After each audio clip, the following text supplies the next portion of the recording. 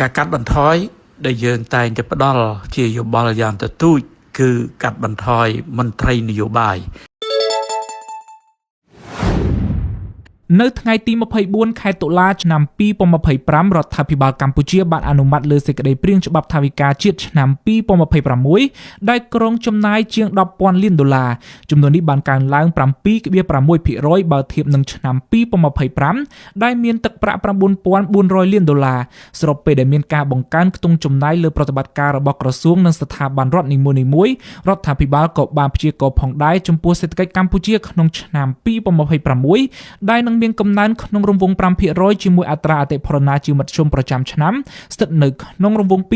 2.8% អ្នកតាមដានសង្គមកម្ពុជាលើកឡើងថាមូលហេតុដែលរដ្ឋាភិបាលបង្កើនកញ្ចប់ថវិកាជាតិគឺក្នុងហេតុផលចង់ពង្រឹងវិស័យការពារជាតិនិងវិស័យអាទិភាពមួយចំនួនទៀតក្នុងន័យនេះអ្នកតាមដានសង្គមស្នើឲ្យរដ្ឋាភិបាលគួរគិតគូរពិចារណាឲ្យបានល្អិតល្អន់នៅក្នុងការបង្កើនការចំណាយថវិកាជាតិជាពិសេសការកាត់បន្ថយមន្ត្រីនយោបាយនិងរៀបចំពង្រឹងប្រសិទ្ធភាពការងារលោកយ៉ែមពុញរិទ្ធប្រធានគណៈបកប្រជាធិបតេយ្យជឿនលឿនយល់ឃើញថា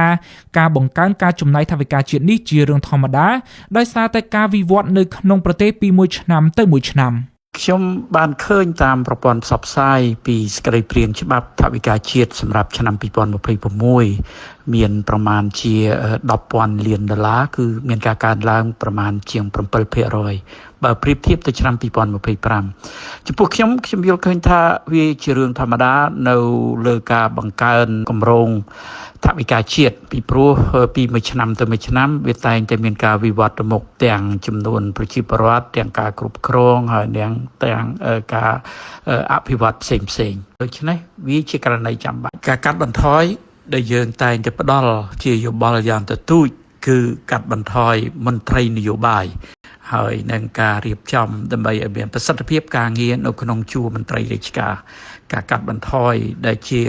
កត្តាចាំបាច់ចម្បងមួយទៀតគឺដែលយើងឲ្យឈ្មោះថាការកាត់បន្ថយអំពើពុករលួយ